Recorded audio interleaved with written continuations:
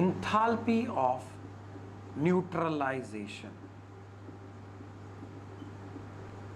Enthalpy of neutralization. So delta neutralization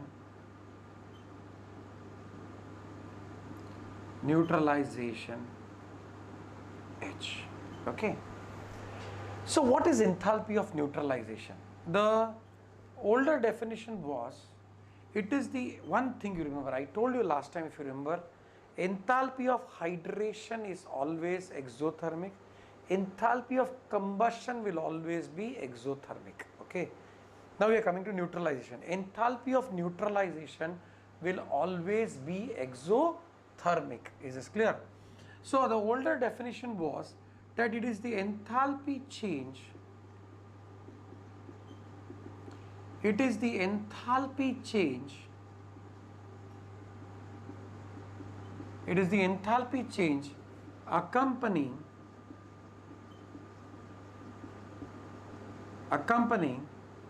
the complete neutralization of complete neutralization of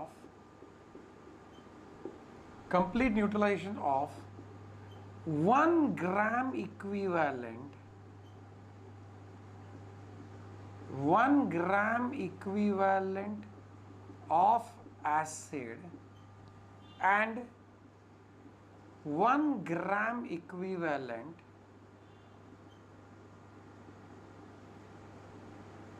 of base to form water, to form salt and water at constant pressure and constant temperature.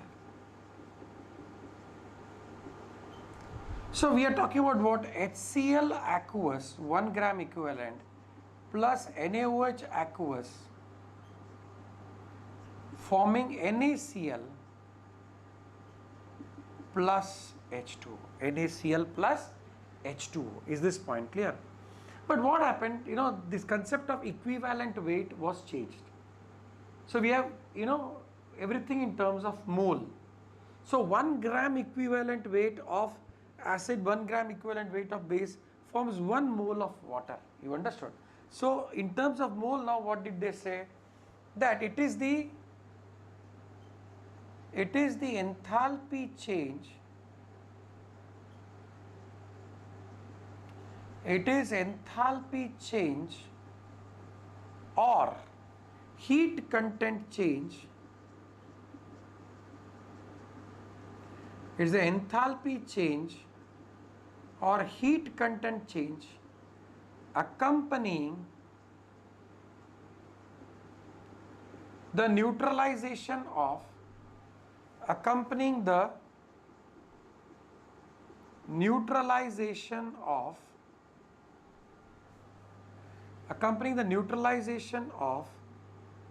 acid and base to form 1 mole of water. 1 mole of water, okay, at constant temperature and pressure. At constant temperature and pressure. At constant temperature and pressure. Is this point clear? So now what happens is, listen carefully. Lot of questions from entrance exam can come from here. The first is enthalpy of neutralization, delta neutralization H is always constant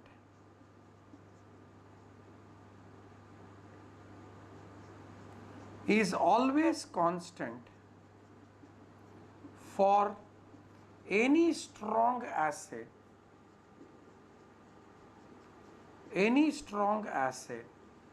and strong base. Any strong acid and strong base. So HCl plus NaOH forms NaCl plus H2O. this delta H value is minus 57 kilojoule per mole. So if you have nitric acid and potassium hydroxide, that is also a strong acid, strong base, that will also be. So any strong acid and strong base will always have a constant of minus 57 kilojoule per mole. Now what happens is, second point, and the third will contradict the second, okay. 3 questions they can ask. This is a straight easy question. Then enthalpy of neutralization of a weak acid and strong base, a weak acid and strong base, or vice versa. Vice versa means what? A weak base and a strong acid is less than minus 57 kilojoule per mole. Why? Because now this is a statement and that's also gives scientific reason. The reason is because, see, you have, suppose, acetic acid and NaOH, CH3COOH and NaOH forms what? CH3COONA plus H2O. This will be, I think, something like delta and neutralization, I am not very sure. It's about minus 53 kilojoule per mole. So this is less. Why is it less? Because that difference 4 kilojoule, is used to dissociate the weak acid completely. We want the reaction to take place. Now, all the H plus ion must be available dissociated to react with OH minus ion to form water. So what happens? The energy is used, the difference energy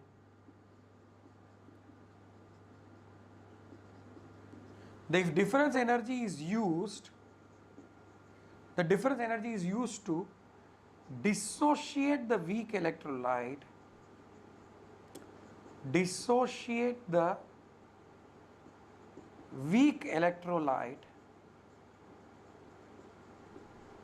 completely.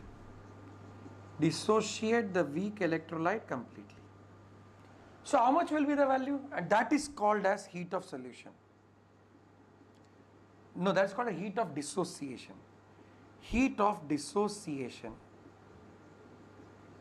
So how much will be the heat of dissociation? So this dissociation H is clear, that will be equal to minus 53 minus of minus 57. So remember, this is energy used, so it has to be endothermic, plus 4 kilojoule per mole. There is a third point. The third point again is very interesting. You know that HF is a weak acid.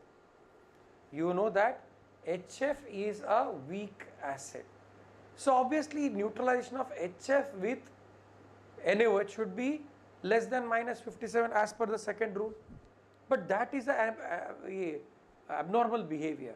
Enthalpy of neutralization of HF, we were talking about HF and NaOH. This is clear. HF is a weak acid, NaOH is a strong base. So enthalpy of neutralization of HF and NaOH should be less than minus 57 kilojoule per mole according to this, but it's exactly the opposite. What is it? I'll write over here. So enthalpy of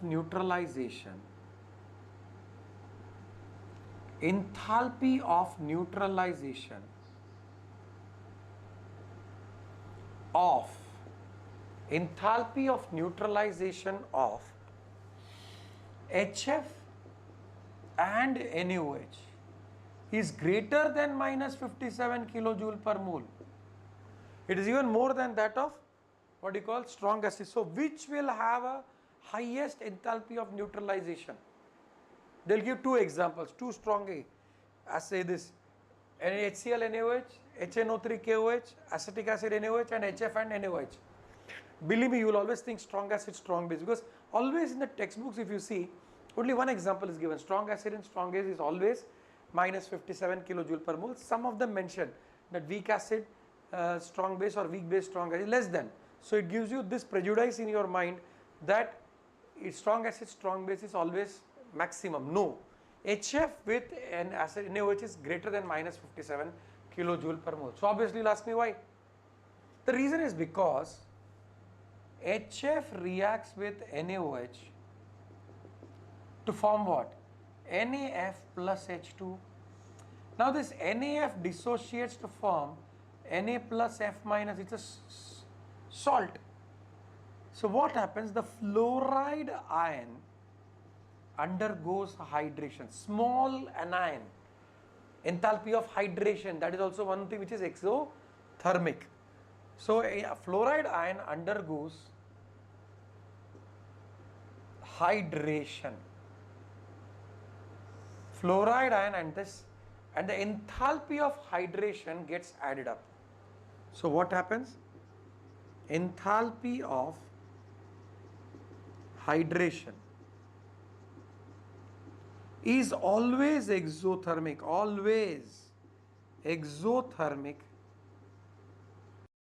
and gets added up.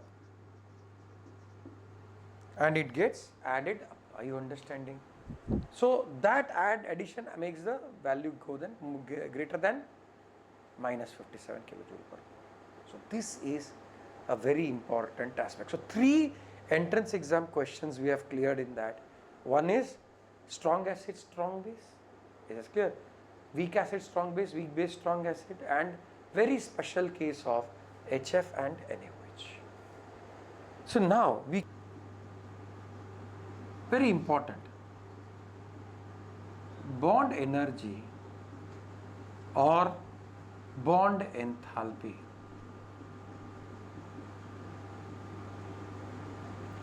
So how do we define? I told you define is actually as per one of the textbooks, because the language is very important, I can't tell in my language, that will be a problem. So the definition is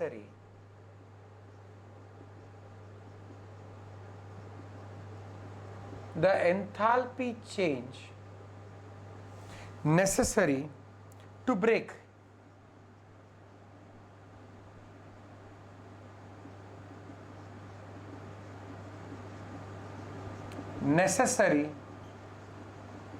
enthalpy change necessary to break a particular covalent bond,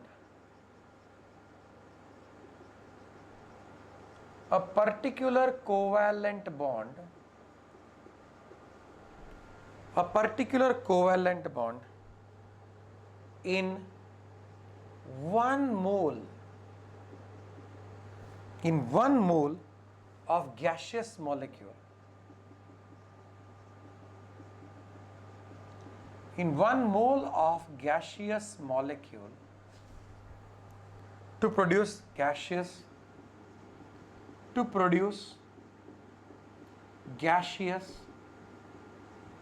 atoms or radical.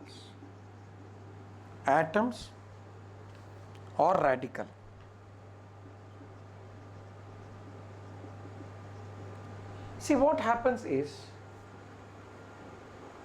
if it is just a diatomic molecule with a single bond, then it's very easy, because chlorine, Cl2, what happens is, chlorine has a single bond, diatomic, it breaks to form. So here what happens, the delta H value, standard free enthalpy change value, will be equal to what? 242.7 kilojoule per mole. Okay. Then let us take HCl. This is also a diatomic molecule with a single bond. It breaks to form H plus and Cl. So in this case, the bond enthalpy will be equal to what? Will be equal to 431.9 kilojoule per mole. 431.9 kilojoule per mole. So what can we say? We say that in the diatomic molecule, bond enthalpy is same as enthalpy of atomization. So in any diatomic molecule,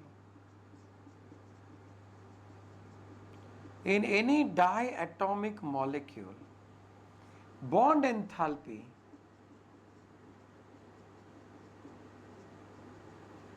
is the same as enthalpy of atomization, delta enthalpy atomization. The problem starts with in polyatomic molecules. So now I need more space because everything, remember I told you in methane, CH4 breaks first to form methyl free radical H, then methyl forms methylene and then CH. I told you the total was 1665 divided by 4. How did we get that and why? So I took just values X, Y, Z at that time because I know I'm going to discuss this in detail over here. So today we are discussing in polyatomic molecules. So in polyatomic molecules,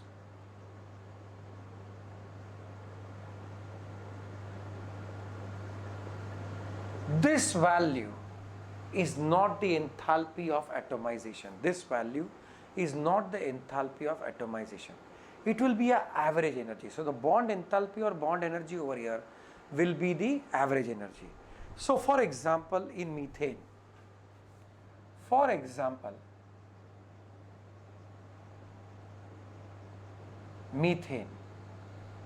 so the bond enthalpy, the bond energy or the bond enthalpy of a CH bond. So here it will be the energy required to break a particular bond in a particular molecule.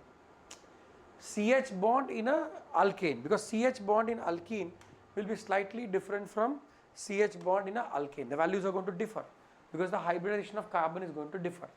So here bond energy is the energy required. It is required because it's an endothermic process. Energy required to break a particular bond, let us be very clear, a particular bond in a particular molecule.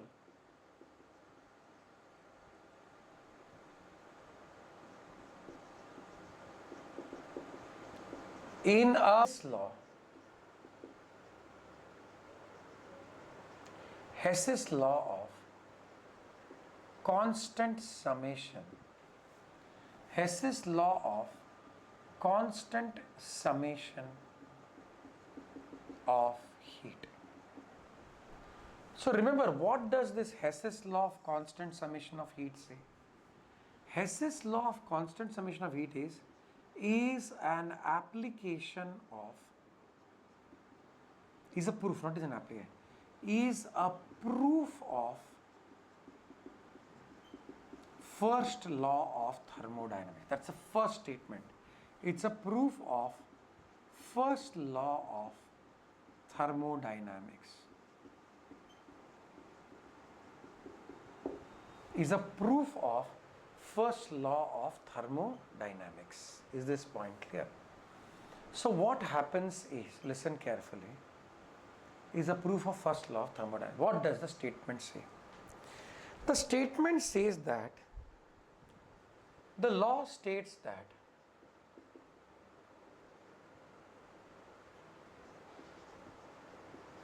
the law states that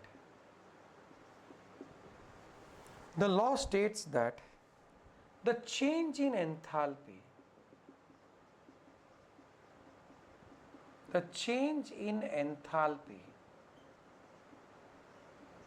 law states that the change in enthalpy for a reaction,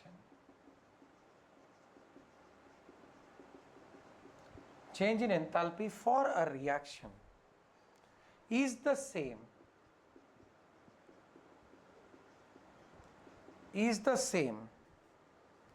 whether the reaction takes place, whether the reaction takes place in one step or multiple steps. So irrespective of the number of steps, What they are trying to say is that energy is conserved, no new energy is formed or no new energy is released. What are we trying to say? Suppose I have a reaction A to D.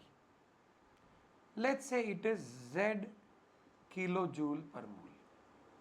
We'll take a live example also. What happens is A can form B, X, B to C,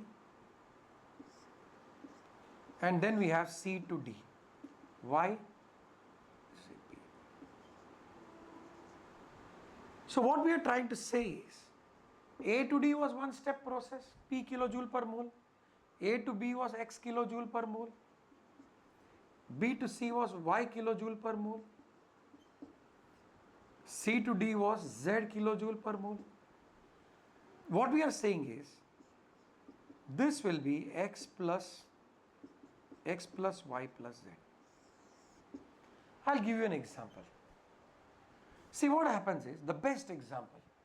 So state Hess's law with one example. This is the easiest example that we can think of. What is it? The first, this thing is C plus O2 forms carbon dioxide. So this enthalpy change is minus 330 kilojoule per mole. But we know that,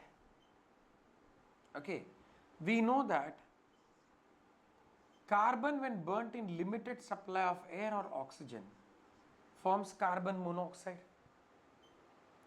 So this delta H1 is minus 110 kilojoule per mole. We also know that carbon monoxide is a fuel. So carbon monoxide can be burnt. In excess of air or oxygen, you get carbon dioxide. Delta H2 is minus 220 kilojoule per mole. So what do you realize net? This carbon plus half and half 1 O2 forms CO2. This gets cancelled. So what is the net reaction you get? C plus O2 forms CO2. And this delta H is equal to what? Delta H1 plus delta H2, that is equal to delta H minus 330 kilojoule per mole. So this is what is Hess's law of what you call summation of heat. So what is the application of Hess's law of constant summation of heat? So we have application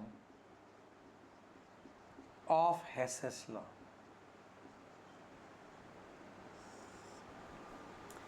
Heat of formation of those compounds which are difficult can be found with the help of what you call Hess's law.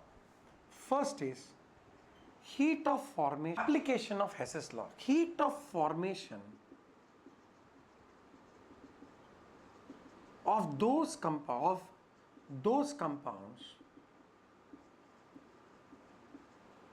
See, first is what I'll tell you. A chemical equation. First application advantage is what? First is advantage. Let us talk about advantage.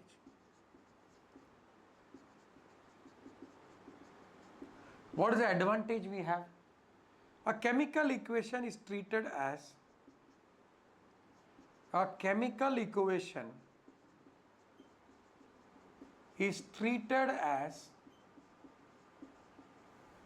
algebraic equation.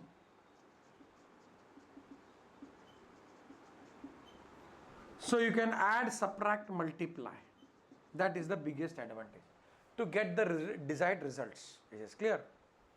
Then we come to the application.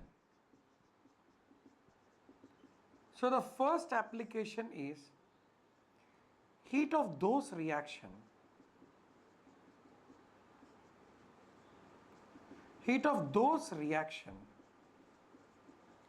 which are difficult to find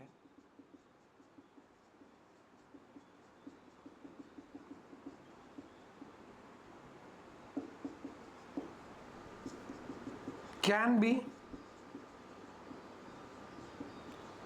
be found by Hess's law.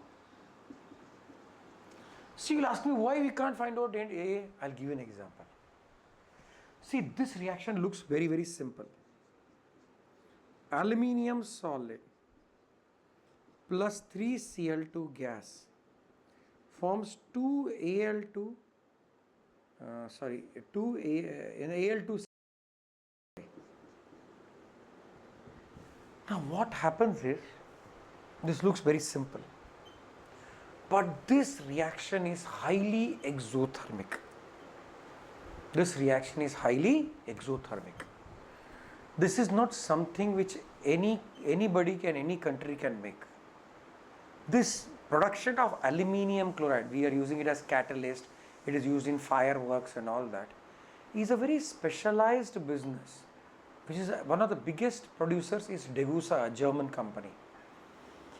The reason is, they sometimes have monopoly in all these kind of things. The reason is because this is so highly exothermic that the heat evolved will cause that small gas also present in the layer about to expand so much that it will burst. The reaction vessel will burst. So a lot of technology, protection, safety are required for this. So you try it in the lab, it can explode, na? So we will find it out indirectly. We will find this by indirect method. Okay. Then, this is the first one. Second is heat of formation of carbon monoxide. Heat of formation of carbon monoxide. I'll write this. Carbon monoxide is determined like this. Is determined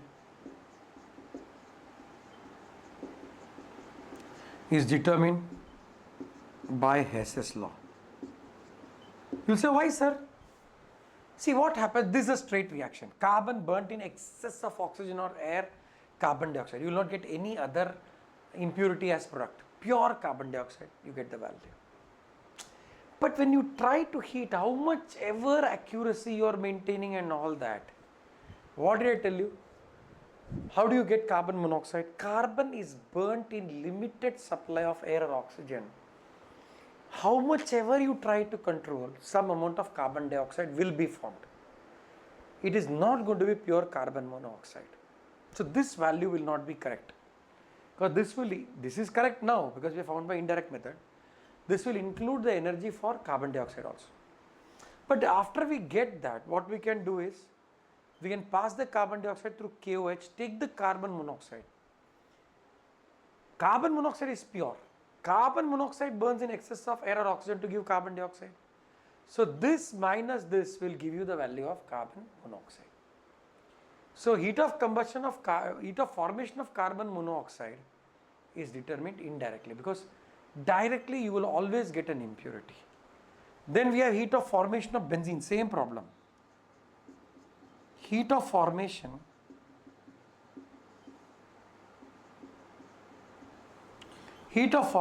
of benzene is determined by Hess's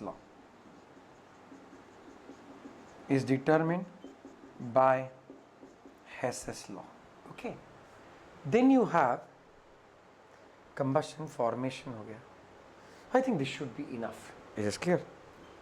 So with this we have completed the complete enthalpy business. We have to start